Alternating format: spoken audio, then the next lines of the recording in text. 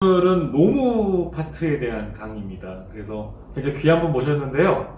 우리 해안 노무법인의 강선일 노무사님 모셨습니다. 안녕하세요. 감사합니다. 안녕하세요. 오늘 강의 저희가 준비한 다음 강의들은 임금 명세서가 최근에 긴급 시행됐습니다. 그래서 그 부분에 대한 내용들을 우리 노무사님께 강의를 진행할 계획을 가지고 있고요. 간단하게 임금 명세서에 대한 핵심적인 부분들을 노무사님께서 말씀해 주신다면 어떤 부분을 말씀해 주시겠어요? 네, 19일부터 시행된 임금 명세서 같은 경우는 가장 중요한 게 근로자들에게 이번 달에 연장 야간 수당이 나가는데 그 금액이 어떻게 산정이 됐는지를 알려주는데 가장 중요한 포인트가 잡혀 있습니다.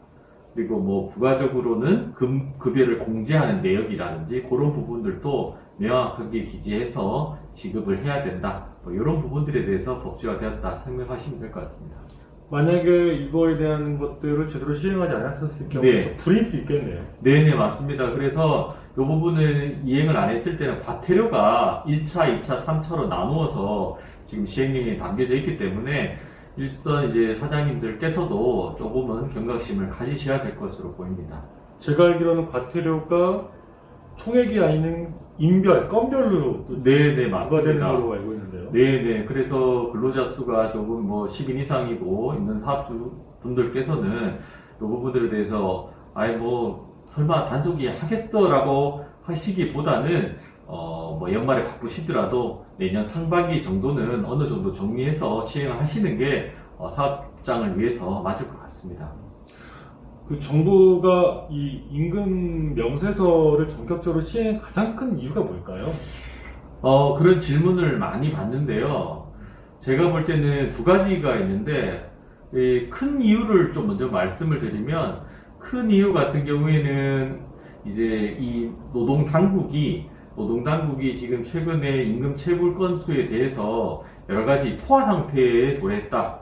그래서 거기에 대해서 어떤 해결책을 모색을 하는데 그 중에 하나로 임금 명세서가 도입된 게 크다고 생각하고, 방금 말씀드린 게 어떻게 보면 좀 작은 미시적인 배경이라면 좀 크다란 배경을 말씀드리면 주 52시간제가 시행이 되었지만 아직까지는 주 52시간이 일선 사업장에서 안착이 되었다고는 볼 수 없는데 그 안착되게 되는 과정에서 아무래도 사업장 내부에 근무하는 근로자들에게 크로스 체크를 할 수 있는 그런 동인을 유발시켜주는 제도로 이번 임금 명세서가 도입된 것으로 분석이 됩니다. 현장에 보니까 이 임금 명세서에 관련된 부분들을 노무사님이나 전문가한테 의뢰하기보다는 세무사님들한테 세무사님도 전문가이긴 하지만 노무 쪽은 전문가가 아니잖아요. 그래서 이런 어떤 임금 명세서에 대한 구성 항목들을 제대로 만들지 못하는 경우도 꽤 있겠네요. 맞습니다. 그래서 두 가지로 말씀을 드리면 최근에 저희 노무법인도 마찬가지지만 지금까지는 세무사님들이 사업장에 대해서 임금 명세서 또는 임금 대장에 대해서 작성을 해 주셨습니다.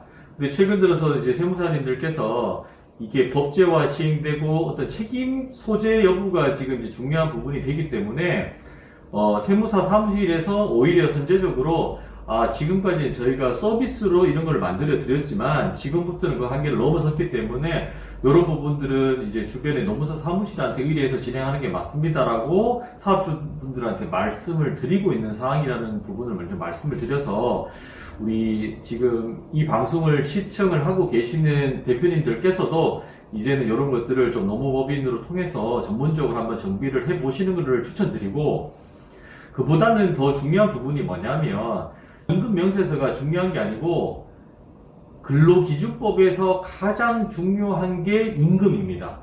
그리고 이 임금에 대해서 항상 노동청에서 분쟁이 크게 발생하는 이유가 뭐냐면 입증할 수 있는 서류가 없습니다. 임금에 대해서 입증할 수 있는 서류가 우리 대표님들께서 가장 주변에서 많이 보시는 게 근로계약서와 임금대장입니다. 근데 이 두 가지를 자세히 보시면 근로계약서는 입사할 때 한 번 기재를 합니다. 근데 막상 1년이 지나고 2년이 지났을 때 이 근로자들하고 문제가 발생했을 때 근로계약서는 찾지 못하는 경우도 허다하고요. 만약에 찾더라도 그때 기재된 금액과 지금 지급하고 있는 월급과의 괴리가 너무 심합니다.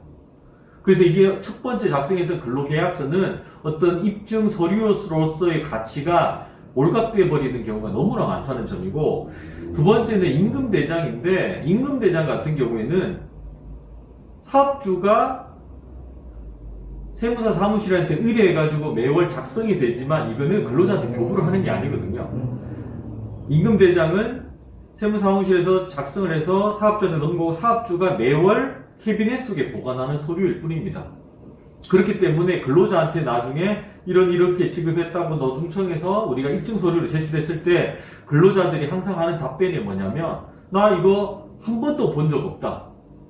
이거는 내가 전혀 몰랐던 항목이다. 라고 했을 경우에 근로감독관 입장에서는 사업주가 그렇게 공들여서 제출한 임금대장의 증거력을 인정하지 않습니다. 자, 결론은 뭐냐면, 우리 대표님들께서 사업장에서 근로자들한테 어떻게 보면은 진짜 따박따박 월급을 주면서도 나중에 노동청에서 임금 체불을 당할 수 있는 리스크가 상존하고 있는 이런 상황에서 조금 더 대표님께서 편안하게 사업을 운영하기 위해서는 지금부터는 근로계약서, 취업규칙, 임금명세서, 임금대장 이 4가지 서류를 유기적으로 잘 정비하시는 게 가장 급선무다라고 이제 말씀드릴 수 있을 것 같습니다. 그러면 이제 구체적으로 임금 명세서를 어떻게 구성해야 되고 왜 필요하고 이 세부적인 내용들은 우리 노무사님 모시고 세부 강의 들어가도록 하겠습니다.